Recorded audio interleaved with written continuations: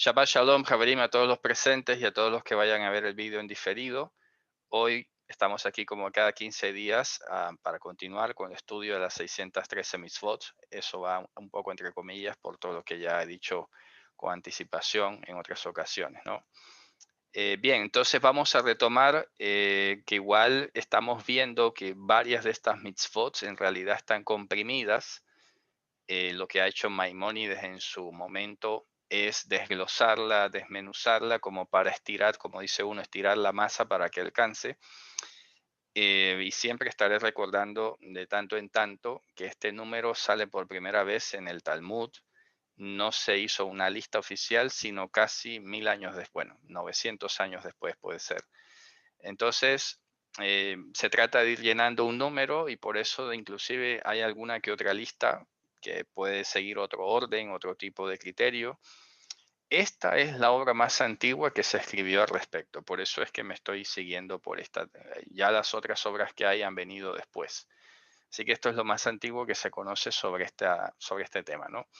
Pero insisto, ya estamos viendo que varias de estas mitzvot se encuentran encapsuladas y simplemente estamos viendo cómo se van desglosando. Esta mitzvah 33, por ejemplo, con que vamos a empezar ahora mismo, es la advertencia por la cual se nos ha advertido que no cometamos pecado relacionado con la adivinación por medio de serpiente. Mira que todo eso cabe en esta palabra, milenahesh, en hebreo se dice, milenahesh. El verbo lenahesh está en relación con la palabra nahash, que es serpiente, y por eso hay que traducirlo de esta manera. Lenahesh sería serpentizar, pero ¿a qué se refiere? La adivinación por medio de serpiente. Algunos comentan, y creo que lo he dicho en más de una ocasión, que se trataba de entrar en éxtasis o en trance absorbiendo vapores putrefactos de una serpiente que se ha descompuesto. Otros piensan que hay un culto a la diosa serpiente, la Pitón. Bueno, hay varias posturas. El asunto es que esta idea de adivinar por medio de serpiente es bastante común en la antigüedad, en Babilonia, en Egipto, y se ve que también luego llega al mundo helenista.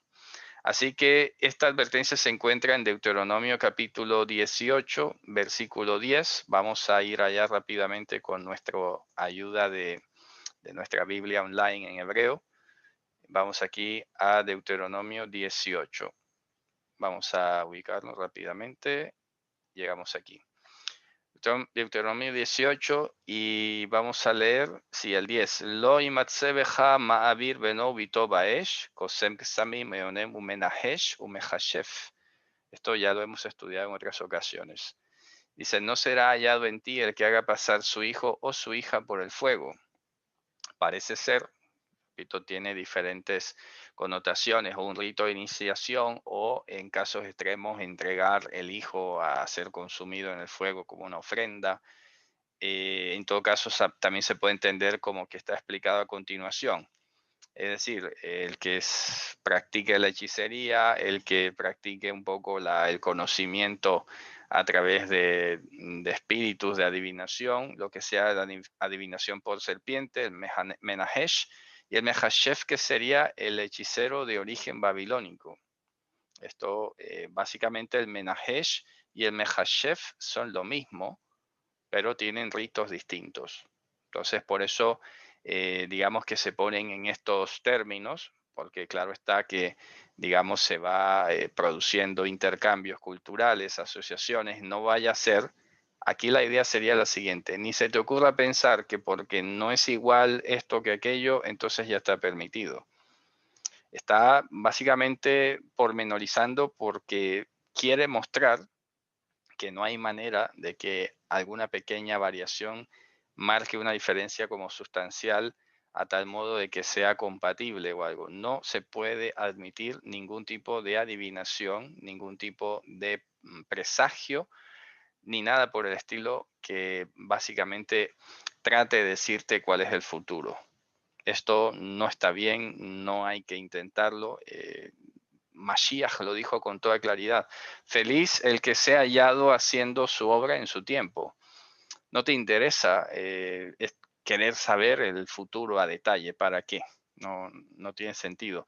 Estas son cosas que Dios revelará a sus siervos cuando tenga que hacer, si es que Él le place hacerlo, porque ya para eso nos ha dejado un manual bastante amplio, revelado en el Evangelio, como para que nosotros queramos saber qué va a pasar.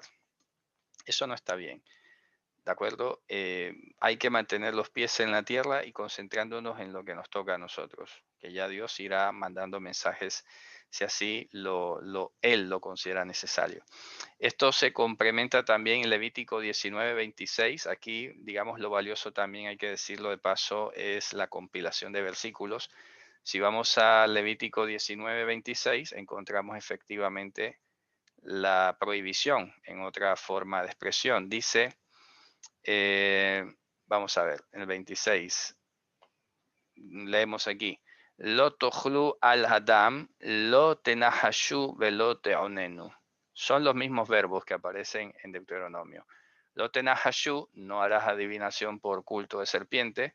Velo teonenu, no consultarás a persona que diga que tiene conexión con el más allá o cosas por el estilo, o que tiene voces en su cabeza, cosas así. Y esto hay que decirlo también como parte de una guía básica a tener en cuenta por si acaso alguno se encuentra con un enfrentamiento espiritual. Hay que evitar al máximo entrar en conversaciones con las tinieblas. Eso es muy importante, alguna vez lo mencioné también. Porque Mashiach, básicamente lo que queda escrito, que él le preguntó cómo te llamas, y esto no es porque él no lo supiera, es porque hace parte de la sujeción. Pero hasta ahí, no vas a preguntarle, oye, ya que estás aquí, demonio, cuéntame cómo anda el infierno o cómo anda ya tal cosa. Ese tipo de cuestiones, no, ¿de dónde vienes? ¿Qué has hecho? No, porque puede darse la tentación, se los digo porque puede pasar.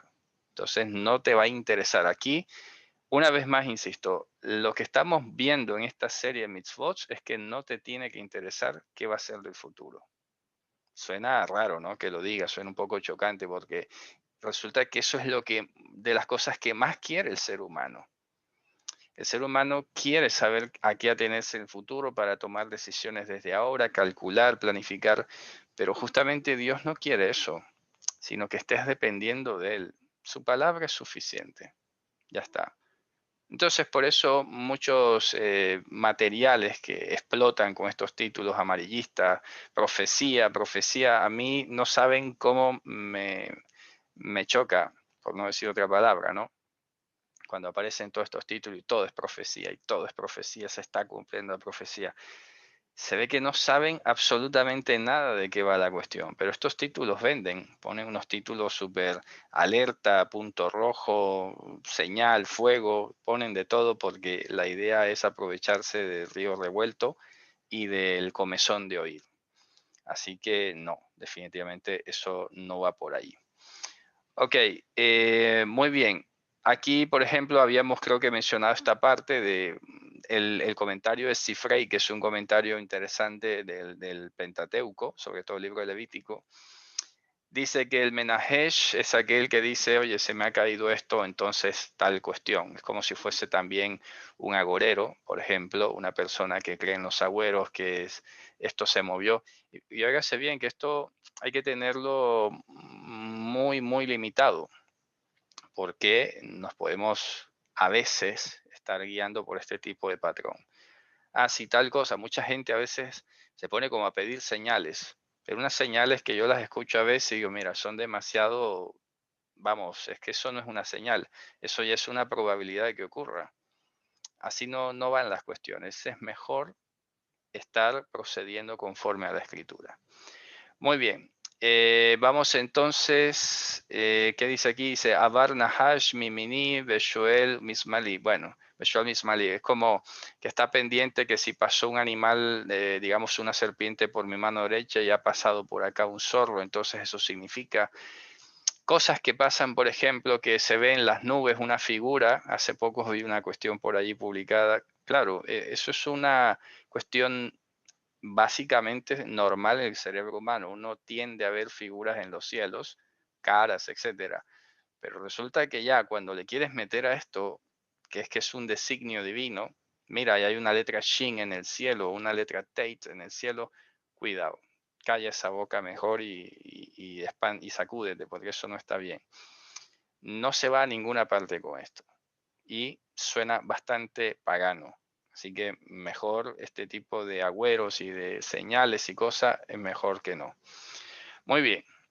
Vamos entonces, bueno, aquí hay otro comentario en el Sifra, que es otro comentario levítico. Lotenahashu quiere decir estos que practican también la adivinación por medio de la rata, los pájaros, las estrellas y todo lo que resulte de ellos. Claro, hoy en día nosotros no solemos ver esto a menudo, pero por lo menos esto de las estrellas sí que todavía está por ahí vigente, ¿no? Tú no ves a un sacerdote pagano sacrificando una rata y sacándole el hígado para leerlo y nada de estas cosas, o una gallina. De pronto en la santería cubana o en los palos africanos todavía se ve eso, ¿no?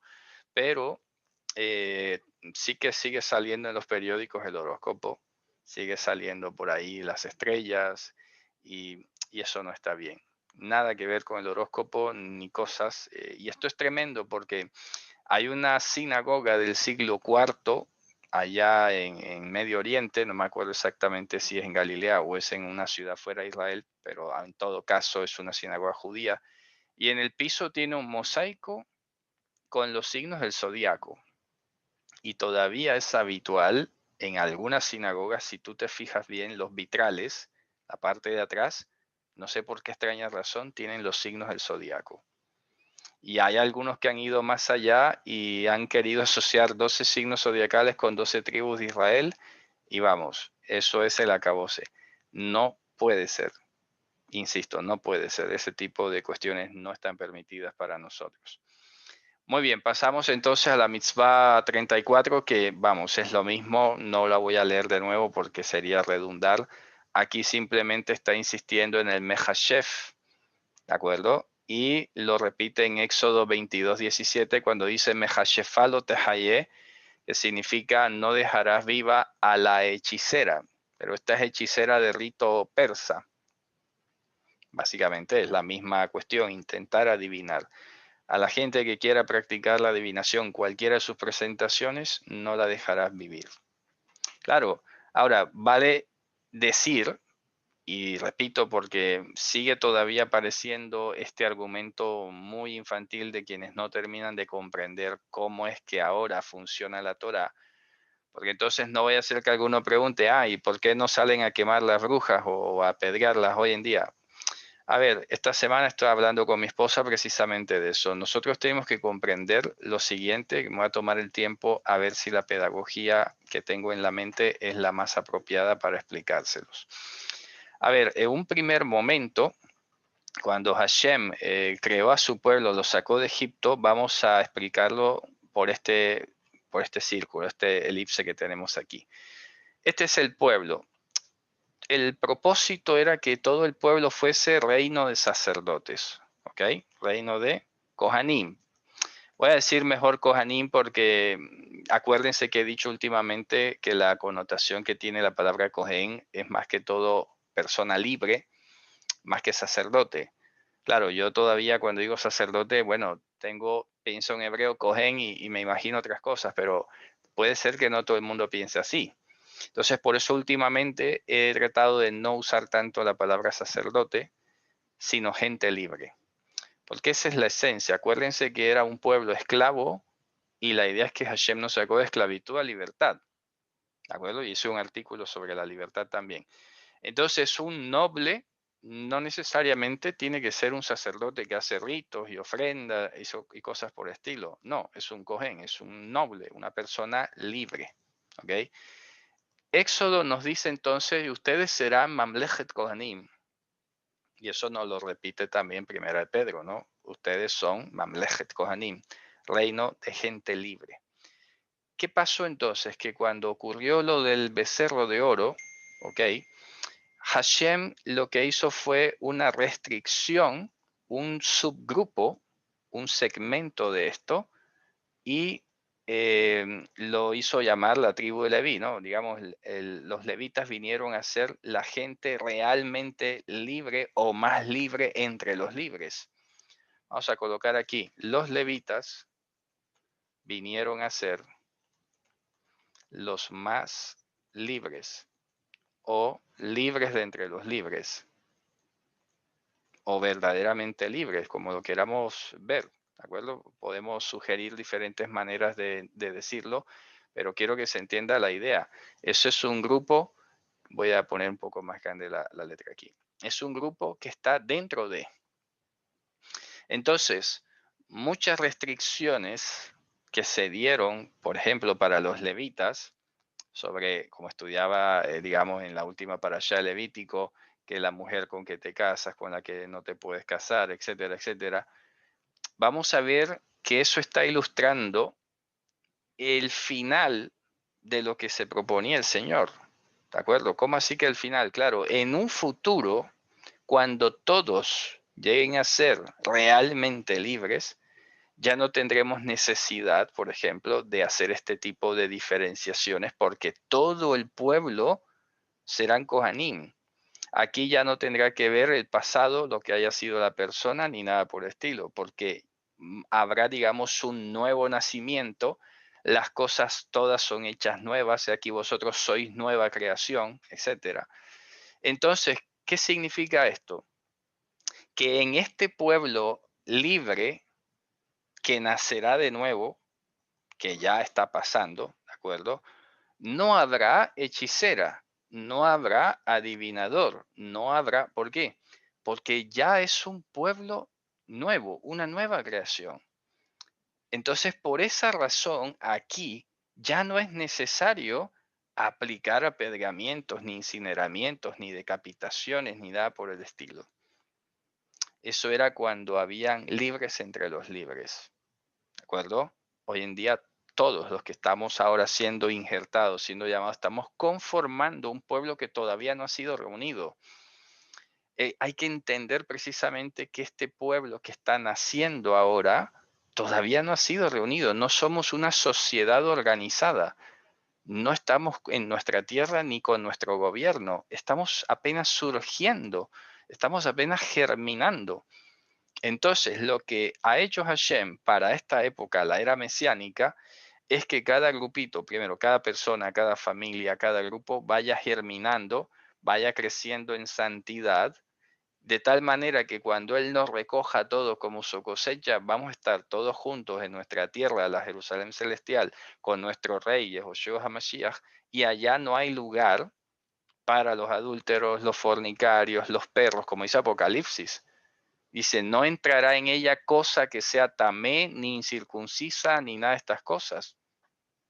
Entonces, esa es la sencilla razón de por qué hoy nosotros, en medio de nuestro pueblo, el punto de partida, la esencia es que entre nosotros no hay hechiceros. Si alguien dice que está dentro del pueblo y resultó ser un hechicero, oye, ese no es de nosotros. Basta aplicarle lo que se llama aquí un cinturón sanitario, un cordón sanitario, oye, este aquí no entra. Este no es de los nuestros. Y no nos sorprende porque Juan lo dijo, ¿no? Que, vamos, que es la comunidad de los apóstoles que tenían un respaldo visible, evidente de Dios. Y aún así, Juan, ¿qué dice? Salieron de nosotros, pero no eran de nosotros. Ya está. Entonces, esa es la razón de por qué hoy en el pueblo, en el reino de los Kohanim, que está formándose, no hay necesidad de apedrear. Porque el que resulte ser es que no es de nuestro pueblo, no es del reino. Si alguien dice que es del reino y resultó adúltero, resultó fornicario, inmoral, lo que sea, no, ese no es de nosotros. No tenemos nosotros de qué juzgarlo. Por eso es que Pablo dice, a ese perverso, quítalo, basta con quitarlo, porque a los que están afuera los juzgará Dios. Óigase bien, entonces si algún elemento extraño surgiera y se quisiera meter como cizaña en nuestras comunidades, en nuestros grupos, básicamente hay que ponerlo fuera, ¿no? Los que están afuera los juzgará Dios.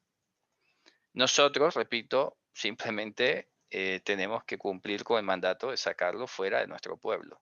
Y ahí sí hay que ser bastante estrictos. Hay que ser, digamos, cumplir con el procedimiento que se nos ha dado. y ya está. Que esté afuera, ya verá Dios qué hace. Eso ya es otra cuestión de discusión que lo he dicho en varias ocasiones y vuelvo a decirlo, que no hay un procedimiento tan claro de si hemos puesto afuera a una persona de esto y luego regresa. No está claro en el Evangelio. No hay un procedimiento. Además que, digamos, pueden haber o darse situaciones muy complicadas. Porque esa sería la pregunta, ¿no? Cualquiera puede preguntar, oye, ¿y si una persona estaba en la comunidad, resultó ser un tal cosa que mereció ser echado fuera, ¿y ahora qué? Hombre, pues será que Hashem le traiga en arrepentimiento, que creo que es lo lógico, pero puede estar equivocado, ¿no? Pueden surgir preguntas, ¿será que nosotros tenemos que ir a buscarlo? Bueno, esas preguntas son las que uno se tiene que estar haciendo. Yo quisiera que en lugar, por ejemplo, de estar pensando qué va a pasar dentro de 50 años o qué va a pasar, cuál es el próximo evento escatológico, estemos pensando en esto, porque esto es lo que a diario vamos a enfrentar. No haces nada queriendo saber cuándo va a ser el milenio y cuándo va a pasar cosas. Eso no viene al caso. Eso no te va a ayudar a resolver los problemas reales que tienes aquí.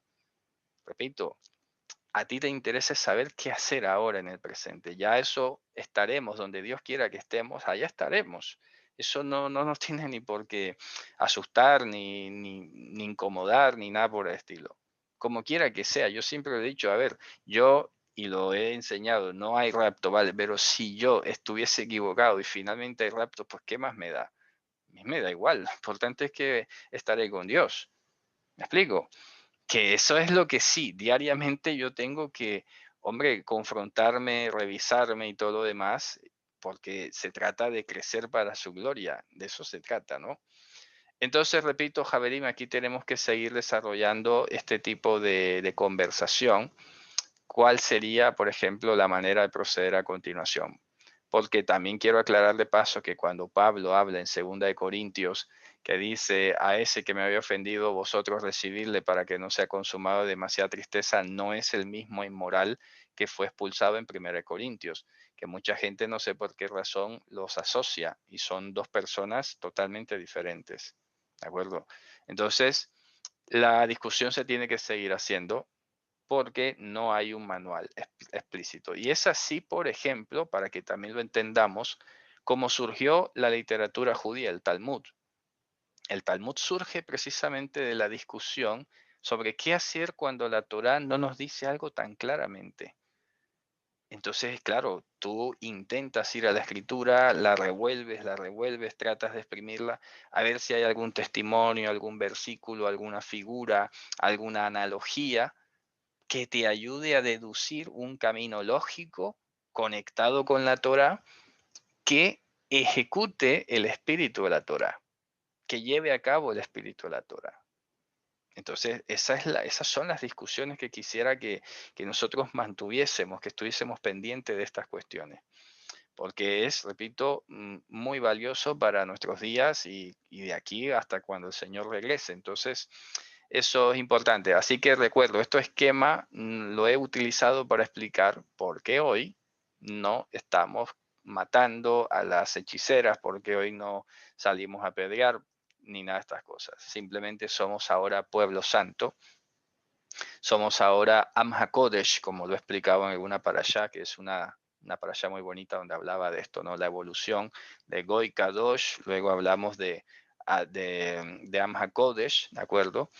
Y es como una evolución que vamos teniendo, vamos creciendo. Pero en todo caso, somos su pueblo.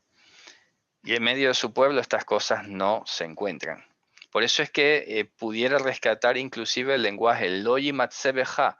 O sea que esto es como una promesa, porque está escrito en futuro, no será hallado en ti.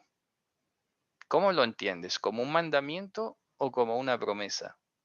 Fíjate que suene las dos maneras, ¿no? Como lo quieras ver, o es una promesa de Dios, oye, no será hallado en ti quien practique tal cosa en un futuro, cuando ya el pueblo sea santo con el poder de Ruach HaKodesh, ¿de acuerdo? O como un mandamiento, que también hay que decirlo, tiene connotación de mandamiento, porque ¿qué significa que ese mandamiento? Que tú no vas a tolerar esas conductas. es como dos caras de una misma moneda. Lo yimatzebeja significa, oye, no vayas a tolerar estas cosas. Como lo dije la vez pasada que estudiamos. Si se tolera una conducta que es abiertamente contraria a la escritura, que vamos, no hay ninguna duda, no hay ninguna cuestión de opinión, está clarísimo, y lo toleras, es que estás envanecido. Como se lo dijo Pablo a los Corintios, todos ustedes están envanecidos. Esto no es madurez ni es nada, están envanecidos. Muy bien, vamos a la mitzvah 35. Esta es la advertencia que se nos ha advertido que no practiquemos el hibur, bueno, milajabor, que en este caso es otra práctica de adivinación, también se encuentra allí en Deuteronomio 18 del 10 al 11, es otra suerte de práctica en este caso, y por eso el Sifrei, el comentario Sifrei, dice que este es el que encanta a la serpiente y otro es el que encanta a los escorpiones. Esto se ve muchísimo en la India, por ejemplo. En los cultos que hay en la India, el encantamiento de la serpiente y puede ser que de pronto se utilicen insectos. Es muy curioso. Siempre he tenido la inquietud de que es raro que casualmente, o quizá no es casualidad, animales que son tamé son los que se utilizan en la adivinación. Es bastante curioso, utilizan el cuervo, utilizan la serpiente, el alacrán, los insectos. Es muy raro. Y también hay que decirlo que hay que tener muchísima atención, sobre todo cuando tú veas que hay un lugar donde aparecen muchísimos insectos. Eso no es normal, ¿sabes? Animales que son tamé, ahí hay una cosa que hay que orar y hay que todo esto porque no es normal. Y por eso toda la higiene, todo el aseo es parte de ser pueblo Kadosh, de ser pueblo santo, de ser también Am HaKodesh. Porque, hombre, eso va acompañado el uno del otro. Ahí hay un montón de cuestiones de desorden, hay unas cuestiones de, bueno, de desatención y todo lo demás. Entonces, claro, esto pasa.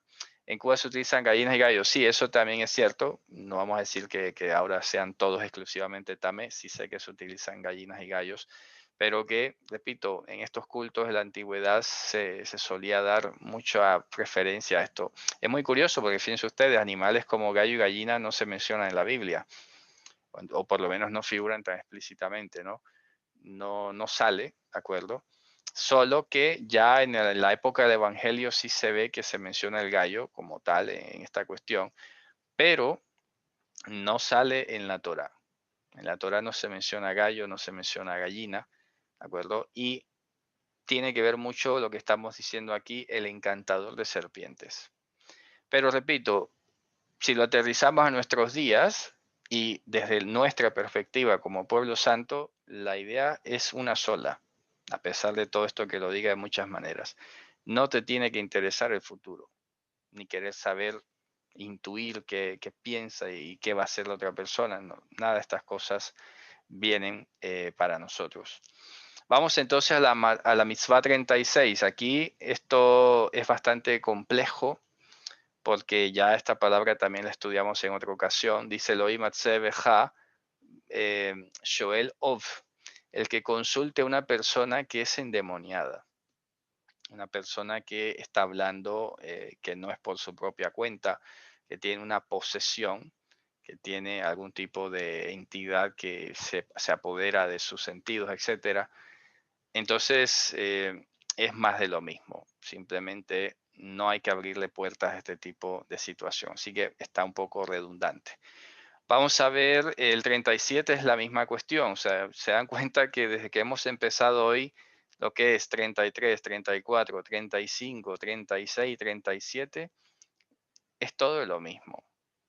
No voy a repetirlo porque simplemente está otra vez enfatizando solamente aquí con personas que son poseídas o que tienen alguna potestad de adivinación.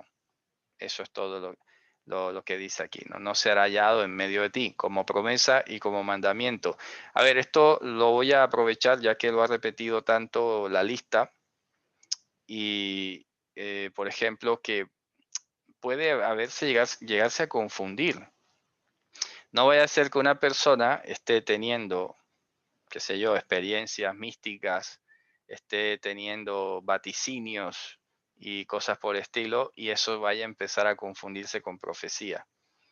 No funciona así, porque un gran distintivo entre el endemoniado o la persona que tiene espíritu de adivinación, estas personas normalmente entran en trance, entran, digamos, toda esta, en todo un rito, toda una cuestión que va más allá de los sentidos, y eso no puede ser profecía. Y lo digo porque justamente en los cultos, en muchos cultos, se entra en trance, empiezan a veces a dar vueltas, empiezan a bailar frenéticamente, luego te empiezan a hablar en lenguas y luego terminan disque profetizando.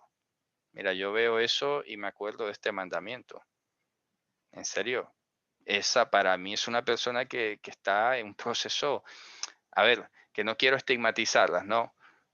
Que no vaya a ser ahora que siempre que veamos una persona pensemos mal de ella, no, porque también hay que decirlo que es producto precisamente de una mala enseñanza, es producto de que eso es lo que se incentiva, pero es ahí es donde está el peligro, por eso es que Pablo, cuando escribe a los Corintios, dice, nadie que hable por el Espíritu de Cristo termina llamando maldición a Jesús.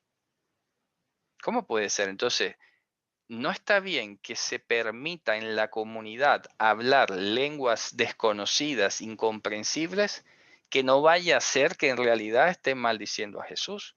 Y tú diciendo amén, como si fuese una cosa buena.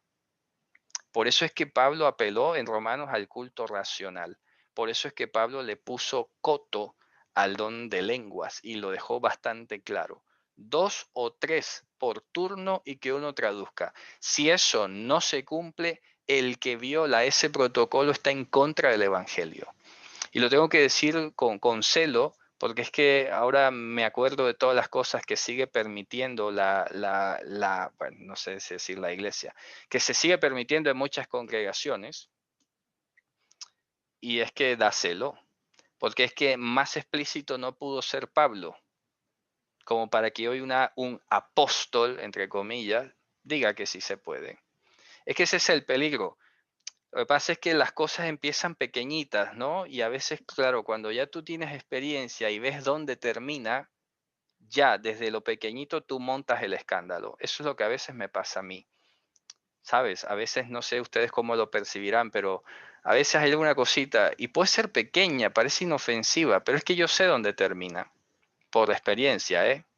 Por experiencia, porque es un camino que ya he recorrido durante muchos años, he visto muchas cosas. Entonces ya yo sé, esto de poner título de apóstol es súper peligroso, porque entonces el apóstol es un ungido de Dios y si el apóstol termina aprobando cosas que van en contra del Evangelio, pero es un ungido de Dios. No puede ser que el apóstol esté distorsionando o llevando la contraria a la escritura. Alguna razón tendrá. Pues no, está mal. Y es donde la gente tiene que levantarse. Es que da un poco de indignación, ¿no? La gente aplaudiendo, y, qué bueno. Está mal. Pero eso es lo que pasa cuando te dejas montar toda esta estructura piramidal de poder que tiene figuras por allá que son casi ángeles celestiales y luego no le puedes cuestionar nada. ¿De acuerdo? Ese es el problema. Entonces te violan la escritura en tus ojos y tú diciendo amén y diciendo aleluya, gloria a Dios y todo lo demás. Eso no está bien. Esto es lo nuestro. Entonces, por eso les digo, Javerín, no se puede tolerar en medio de la congregación cualquier cosa que sea violatoria de la escritura. Llámese como se quiera llamar. Que estaba en la alabanza y entró en trance y empezó. No, lo siento, retírame a esa persona y llévatela al salón allá a ver qué le pasa. Este tipo de temblores, de cosas, no. Esa persona tiene alguna cosa, sácala de aquí. Hay que decirlo, lo que pasa es que ahora como estamos tan atomizados y a veces difícilmente nos congregamos o tenemos en grupo, pero esto va sobre todo a los que están en congregaciones y todo, hay que tener protocolos para todas estas cosas, porque lo digo por experiencia, a veces el enemigo, las tinieblas o estas cosas carnales se aprovechan de la inexperiencia o de que te da a ti como vergüenza, ¿sabes? A veces a ti te da vergüenza, hay que ir a pensar que ellos, no, aquí hay que ser como Pinjas. que vio a esos cometiendo allí un acto condenable delante del tabernáculo, no lo pensó dos veces, cogió una lanza y los atravesó. No te digo que lo vas a atravesar literalmente, ¿no? Quiere decir, hombre, que eso no se tolera. Que empieza ese a hablar en lengua, oye hermano, cállese, ¿oyó? Cállese que no hay traductor aquí, ni hay incrédulo, ni se está dando nada. Así que bájele 2 volúmenes a eso.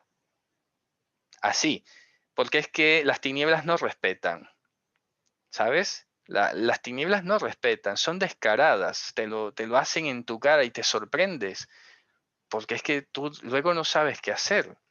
Dices, ¿qué hago? Está haciendo esto aquí, está... Tienes que saber qué es lo que tienes que hacer. Tienes que tener claro que ese tipo de cosas no se toleran.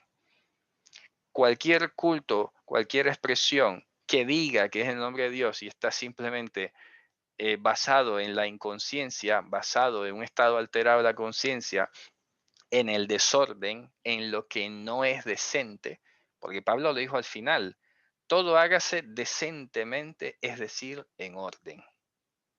Pero estos desórdenes, estos ajites, esto que salen corriendo como si se estuvieran, no sé, haciéndose las necesidades ahí o lo que sea, eso no puede ser. A estas personas yo las llamaría aparte, oye, ¿qué le pasa? Si usted vuelve con esto, no se plantéese porque aquí no le vamos a tolerar eso. Así, porque ellos van de frente. Porque estas cosas, repito, no que lo hagan a propósito o de maldad, qué sé yo, porque es que tú tienes que saber discernir, oye, esto lo está haciendo, ¿por qué? ¿Está poseído o me viene a sabotear o se está burlando de nosotros? ¿Qué le pasa a esta persona? Por eso les digo que es mejor hablar clarísimo desde el principio.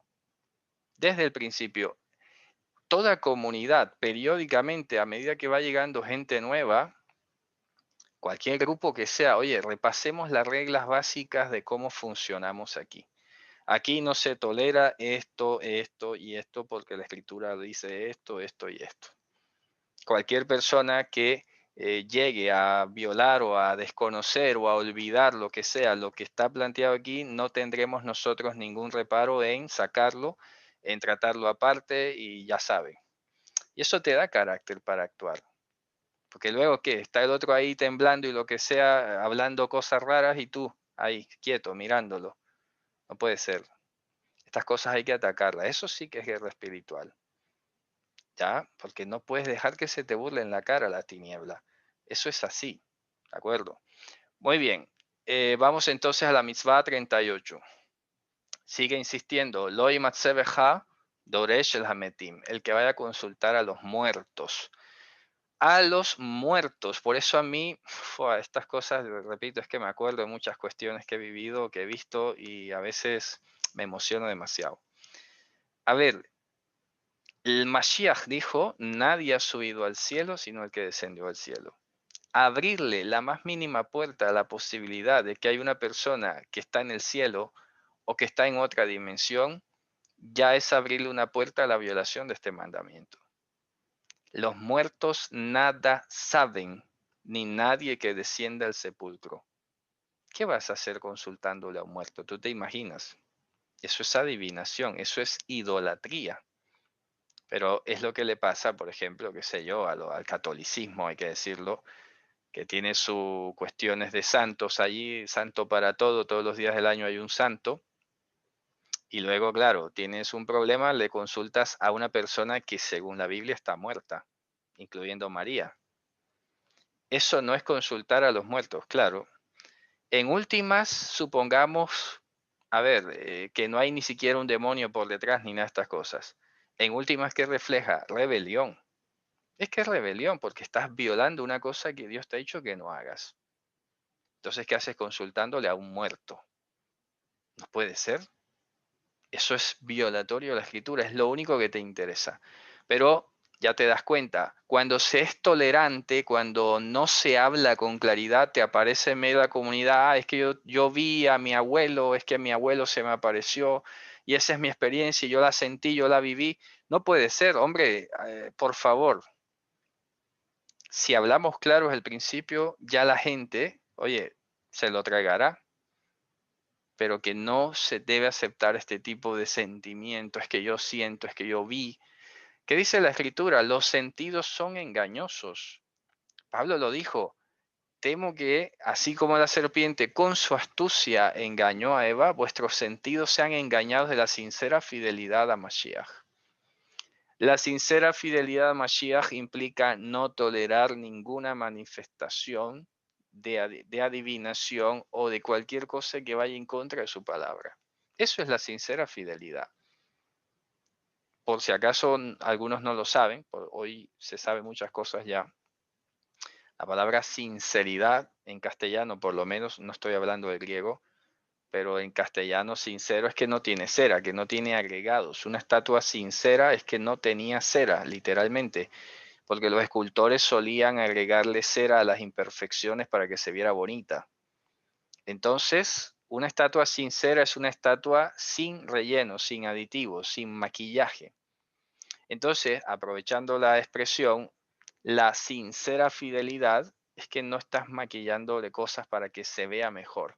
La fidelidad a Mashiach a veces puede ser un poco dura. La fidelidad a Mashiach a veces puede ser, como dice Eclesiastés, como clavos hincados. Las palabras de los maestros son como clavos hincados.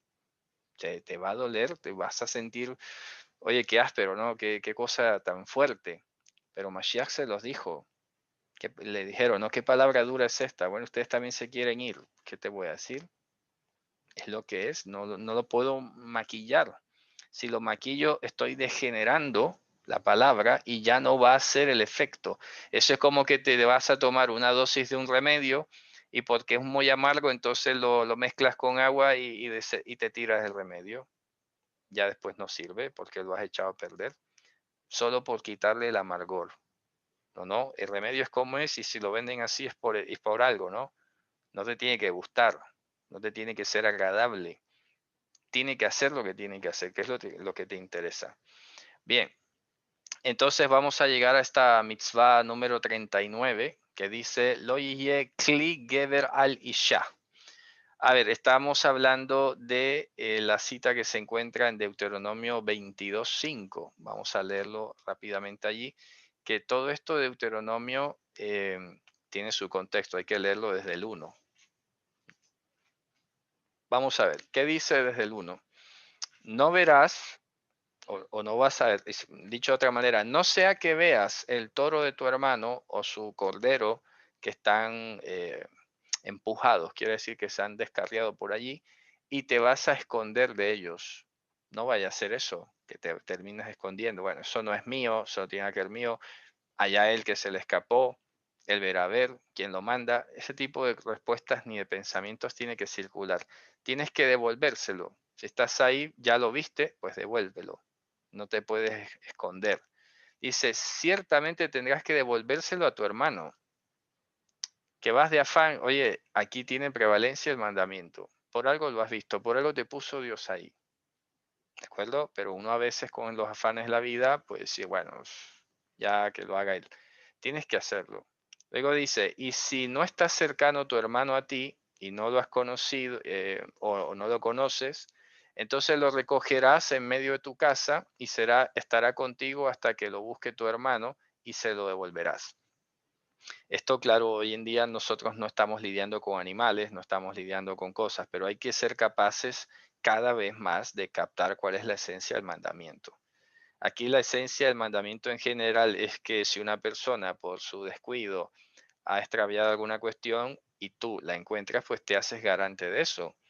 Ahora, aquí, no sé, puede ser que en todos los países funcione así, pero lo digo porque noté muchísimo la diferencia. Digamos que aquí en España da muchísima confianza que si tú te encuentras algo, vas a una comisaría de policía, a una estación y lo dejas allí y tienes la garantía de que no se va a perder. Pero no puedo decir lo mismo de otros países, ¿de acuerdo? Porque se ha notado mucho que llevan dinero y luego se perdió en el CAI de policía. No se sabe qué pasó. Pero aquí funciona y puede ser que en otros países funcione. Entonces, esa es otra alternativa, porque hoy en día hablamos de billeteras, hablamos de cosas que no son animales, pero en todo caso, no podemos hacernos los de la vista gorda, no te puedes hacer el indiferente. Luego dice, así harás por su asno, así harás por su simla, o sea, la ropa que lleva encima, una bufanda, un velo, una cuestión. Repito, que no nos tenemos que quedar anclados en la literalidad. Estos son pequeños ejemplos de la vida cotidiana de esa época. Entonces tú tienes que ser capaz de decir, bueno, ¿qué se parecerá hoy en nuestros días a esto? Ese es el ejercicio que cada quien en su contexto tiene que hacer. Vale, el objetivo es que si yo me encuentro esto, pues tengo que o tenerlo a mi resguardo o llevarlo a un lugar de confianza donde la persona sepa que lo puede. Hoy en día es muy fácil porque hoy en día con redes sociales te buscas la persona que seguramente lo tiene, el Facebook, lo que sea, le escribes y se hace algo, se pone un aviso, en fin. Así que este es un poco el tema, ¿no? Pero vamos a ir llegando. Dice, así harás por cualquier cosa perdida de tu hermano que se le pierda y tú lo encuentres. Ojo, y tú lo encuentres. No podrás esconderte tú, hacerte el indiferente. Eso no es mío. Por ejemplo, ayer veía una noticia de que en Japón, por ejemplo, está muy mal visto de que si hay una billetera en el suelo tú la recojas. Ya qué cosa extraña, ¿no? O sea que esto es un mandamiento anti-Japón, anticultura japonesa, porque allá está mal visto. Dice, no, vale más que lo dejes ahí que la... A ver, que tiene otra filosofía, ¿no? Porque dicen, es que si nadie lo coge, la persona volverá por su camino a buscarlo y seguro lo encontrará. Vale, tiene lógica, no vamos a decir que no, pero la Torá ya te está diciendo que no es esa la mejor lógica. La mejor lógica es que tú lo resguardes y que lo devuelvas. Fíjate tú, ¿no? Así que esto implica operaciones que tú puedes hacer y estar atento, evidentemente, a cualquier notificación. Luego dice, no vas a ver el asno de tu hermano, su toro, que están caídos por el camino y te vas a esconder de ellos. Tienes que ayudar a levantarlo. Interesante, ¿no? La cooperación, estar ahí prestos. Hoy en día, yo lo he dicho en varias ocasiones, tú vas por la carretera, ves una persona accidentada, no puedes pasar de largo. Es que hasta es un delito. Tienes que detenerte y prestar ayuda. No va a decir, es que me va a dañar el viaje. No, es que te tienes que quedar ahí. Tienes que ir a ayudarlo. Si lo haces con un animal, ¿cuánto más con una persona? Que voy de viaje, que voy tarde. Uf, hay cosas que, vamos, aquí esto es fuerte, ¿no? Porque en el mundo de hoy te ha enseñado, nos ha enseñado a ser bastante egoístas. Y a veces uno no lo percibe. A ver, que se pueden dar casos súper complicados, qué sé yo, por ejemplo, oye, que tienes un vuelo, pero normalmente el que va a volar no va en su propio coche al aeropuerto, tiene quien lo lleve, no sé. Todas estas cosas uno las tiene que pensar, porque claro, aquí el ejercicio intelectual es que tú en tu diario vivir, cuando aprendes un mandamiento de esto, te la pases preguntando escenarios posibles. Es que eso es lo hermoso. Lamentablemente tengo que decirlo, no sé cuánto esto se haga, ¿vale? Porque a veces parece que no se hace, sinceramente. Me da la impresión que, bueno, estudiamos aquí y luego esperemos 15 días más a ver. Pero noto, no sé, puedo estar equivocado, ¿no? Y pido disculpas si alguno se siente de pronto ofendido o algo. Pero es que me da la impresión que no se hace. Tenemos que estar pensando constantemente en el mandamiento, crear escenarios posibles y qué haría en tal caso. Eso te tiene la mente ocupada todo el tiempo y está circulando en torno a la Torah. Entonces, si yo voy por el camino y pasará esto, ¿qué puedo hacer? ¿Qué mecanismos hay? Y todo eso te va creando nuevos espacios neuronales en la cabeza. Es impresionante. Ese es el plus que tiene la Torah. Pero si tú solo estudias aquí el mandamiento, hoy aprendí esto y ya, y no piensas más, y no planeas, no concibes escenarios hipotéticos, bueno, ahí se quedará, como decían en mi tierra, revijíos, enanos, pequeñito el conocimiento. Pero tú tienes que estar pensando, ¿no? Pensando todo el tiempo, escenarios posibles que tengan que ver con el mandamiento. Porque esa es la idea, que lo apliques. Luego dice, versículo 5, Lo yihye kli gever al isha. El contexto que te está diciendo. El contexto te está diciendo en general que tienes que devolver lo que te encuentres. Entonces, aquí en el versículo 5 utiliza lo que sería el caso más patético.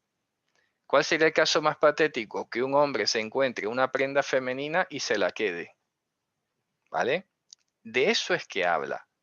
Y ahora voy a explicar por qué estoy haciendo la explicación o el énfasis. Entonces, por eso dice, no habrá utensilio. Aquí, ojo que dice utensilio, herramienta, elemento. La palabra cli, por ejemplo, se utiliza en la Biblia para hablar de vaso, de hablar de instrumento de trabajo, hablar de utensilio, los kelim, los que se pone el hombre como atuendo. No está hablando de ropa. Pero este versículo tradicionalmente se usó en la cristiandad como para decir que, supongamos, la mujer no podía vestir pantalones. Vaya exabrupto interpretativo ese, con todo respeto de ellos, pero es que eso es lo que pasa cuando se deja, no sé, sin estudiar a la gente, ¿sabes? Te está diciendo, todo el contexto está hablando de cosas que te encuentras y que tienes que devolver. Eso es todo lo que está hablando. Aquí no está hablando, a ver, que en esa época no se distinguía prenda femenina y masculina. Como mucho diríamos que ni el color. La gente vestía sin estos criterios de hoy, masculino, femenino. Y eso no tiene nada que ver con lo que hoy quieren decir ahora, que andrógino, que neutral, que unisex. No, no tiene que ver, esto es cultural. La gente vestía de túnica, de su ropa, del desierto, del Medio Oriente, lo que sea. No andaban con estas cuestiones de la moda que hay hoy en día. Entonces, si una mujer se encontraba un anillo de un hombre, se nota por la inscripción, por el grabado, por lo que sea, porque normalmente tenía un sello o lo que sea, oye, que se lo tienes que devolver. No vas a decir, ah, este anillo lo fundo y me saco aquí un dinerito. ¿Me explico? Eso es lo que quiere decir. Dice, lo gever alisha. Y luego dice, lo bash gever simlat isha. No se pondrá un varón, un hombre fuerte, porque aquí habla de hecho un hombre fuerte, y quiero que noten el contraste, ¿no? Es como que un hombre musculoso se ponga una pasmina, que le llaman, una bufanda femenina. ¿Tú crees cómo se ve eso? Es ridículo. Esto es una exageración para decirte, oye, mira qué ridículo se vería que un hombre musculoso, un guerrero, se ponga una bufanda de una mujer, qué sé yo. ¿Me explico? No va a haber vestimenta en el sentido de que de apropiárselo, no de vestirlo. Pero esto es una exageración. Por ejemplo, un hombre que se encuentre una prenda femenina hecha en seda que él crea que la pueda vender, comercializarla y sacarle provecho, es que no lo puede hacer. Tiene que devolver la prenda. Esa es la esencia. No está hablando de ropas femeninas y masculinas. Ese es el punto. Así que ahora, ya que estamos hablando de la ropa, de la vestimenta y estas cuestiones, hombre, para eso ya la escritura ha sido bastante clara, sobre todo en el Evangelio, más que en otra parte de la Torá. Y es que efectivamente uno tiene que vestir con recato, tiene que vestir con pudor, ¿de acuerdo? Estas no son conceptos subjetivos, vamos, que sería, digamos, tener necesidad de volver a dar una guía sobre qué es la modestia, el pudor, el recato, vamos, pero seguro habrá que hacerlo de pronto. El tema es que no vas a vestir, tú te tienes que preguntar es para quién vistes y para qué vistes. ¿Sabes? Porque todo hay una intención. En algún momento, hace tiempo lo dije también, si tú escuchas a un diseñador de modas hablando, ellos saben muy bien qué es lo que quieren expresar con su ropa. Diseñan de una manera pensando en unos objetivos, en unas cosas, y ahí viene la publicidad, viene lo uno, viene lo otro. Entonces tú te tienes que preguntar, bueno, yo para qué me he visto y para quién me he visto. Ya está, eso es todo. No, no tienes que ir de acorde con la moda. Es que la moda es un concepto de este mundo, ¿sabes? Y tú tienes que saber distinguir. Ya está, distinguir y marcar la diferencia. Eso es todo. Pero claro, esto ha llevado a otro tipo de extremos que son contradictorios porque se impone de alguna manera, por ejemplo, usar falda hasta los tobillos, pero luego la falda es súper marcada, vamos, que está toda la silueta ahí súper bien marcada, no, no puede ser. Es contradictorio eso. Entonces, el criterio aquí, repito, yo creo que eso se percibe a leguas. La intención con la que una persona se viste. Ya está, cada quien sabe en su conciencia delante de Dios Y si no lo tiene claro, pues bueno, ya será que lo hable entre mujeres, ahí es donde las más ancianas tienen que de pronto ya guiar a las más jovencitas, ¿no? Decir, oye, mira, este pantalón no está muy bien así. No sé cuál es el propósito, ¿no? O este tipo de ropa, esta transparencia, esta cuestión. Hay que pensar, hay que pensar y construir sobre todo, ¿no? Bien, luego, ¿qué dice al final? Quito abad Hashem Eloheija kol OCL, porque abominación para con Hashem, tu Dios, tu Elohim, es todo el que hace estas cosas. ¿Qué? Apropiarse lo que no es suyo, ser oportunista, el ser negligente con intenciones secundarias. ¿De acuerdo? ¿A qué me refiero? Bueno, no hay nadie por aquí, bueno, pues ya está, entonces me lo quedo. Hombre, aquí te está invitando a tenerlo sin usufructo, porque ¿qué dice? Lo guardarás en medio de tu casa y estará contigo hasta que lo busque su dueño. Entonces, si te encuentras una billetera y no sabes quién es el dueño y no hay un lugar donde llevarla, pues ahí la tienes. Haces la diligencia y ahí la tienes sin tocarla. No le puedes sacar provecho a eso, ¿de acuerdo? Hay que dejarlo allí. No se toca. Eso es muy importante decirlo, ¿no? Y tenerlo muy en cuenta. Pero repito, ya para terminar, que vamos a cerrar, que este versículo no está hablando de ponerse prendas disque masculinas y femeninas y todo. Ahora, que no sé, no tenemos que llegar nosotros al extremo de decir, oye, ahora cuidado, el hombre se le va a dar por poner una falda y todo. Hombre, a ver, que eso ya sería el colmo. Es un poco lo que ha pasado con tantas discusiones hoy en día. Ayer veía un programa sobre el lenguaje de género inclusive y todo, y ya vamos, hay conversaciones que ya suenan, vamos, bastante ignorantes, no sé, muy tramposas, ¿no? Entonces, que no se vaya a hacer, entonces sí se puede el hombre poner una falda. Hombre, a ver, está normal, conéctate con la realidad, eso es todo. Aquí estamos hablando de que no te quedes con cosas, no estamos hablando sobre legislaciones sobre cómo vas a vestir y cosas por el estilo. Ya tú sabes cómo tienes que vestir. Modestamente en el concepto de lo que se entiende como formal, modesto, casto, prudente, eso es todo. Porque si se tratara de hacer una ley, hombre, ¿sabes qué? Vamos a vestir como en la antigüedad, todo el mundo con túnica y se acabó la cuestión de la moda. Voy a montar una empresa de túnica y todo el mundo obligado a comprarme las túnicas. ¿Me explico? Estoy hablando en burla, ¿sabes? Porque cada quien tiene que saber cómo se conduce delante de Dios. Porque es todo andar diciendo qué estrictamente vas a hacer, no es la idea. Eso no es la idea. Tienes que captar cuál es la esencia, cuál es la intención y dejar que la palabra crezca y se mueva. Y si tienes dudas, pues sal, pregunta, pero no estemos esperando todo el tiempo que se nos diga qué tienes que hacer. Ahí está la escritura.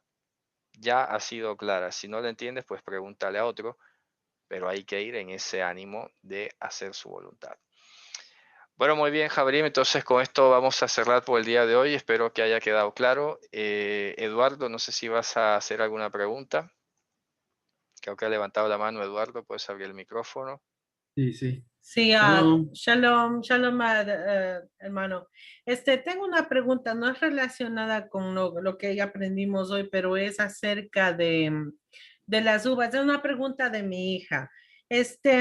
Las uvas, la uva es una viña, es una como enredadera, ¿verdad? Ujú. ¿La uva entra en clasificación como árbol o solo se le dedica los 4 años como es el cuarto año al Señor y el quinto se consume? ¿O en qué categoría cae? Ya, bueno, en este caso la viña es una planta en particular, no tiene la categoría de árbol, ¿sabes? Lo que pasa es que es una trepadora, es una planta que crece. En este caso no se le aplica ese criterio. En todo caso, es una muy buena pregunta. Estas son las preguntas que me gustan, que me ponen a pensar inclusive, ¿no? En todo caso, voy a revisarlo, por si acaso, no quiero ser tan categórico ahora. En principio no está sujeto a esa mitzvah, pero vale la pena hacer la averiguación, la confirmación, simplemente por salir un poco más y obtener más argumentos, pero en principio no. Así que ya en una próxima también traeremos la respuesta para esta interesante pregunta, ¿vale? Muchísimas gracias. ¿Puedo hacerle una última Es- pregunta? Una inquietud nada más que le voy a ser honesta. Yo no he investigado nada de agricultura, pero es una pregunta que tengo de años y nadie me puede contestar. Ajá, Tenemos el hemisferio norte y el hemisferio sur. sí. Entonces, tenemos no toda Latinoamérica tiene las 4 estaciones del año, Ujú. pero mi inquietud siempre ha sido de que la manera de sembrar, o sea, en el tiempo de sembrar los frutos o las semillas, son diferentes en cada hemisferio. Sí, claro. Sería entonces que las festividades santas deben ser celebradas en diferente tiempo del año dependiendo de donde uno vive. Bueno, interesante, muy buena la pregunta. Claro que sí, eso lo hemos abordado en alguna ocasión y de momento, fíjense ustedes, estas son preguntas muy interesantes. A ver, el criterio de momento ha sido regirnos por lo que ocurre en Israel, porque siguiendo la lógica, digamos, de la literalidad, de todo lo que está implícito ahí, entonces la respuesta es como usted lo está planteando.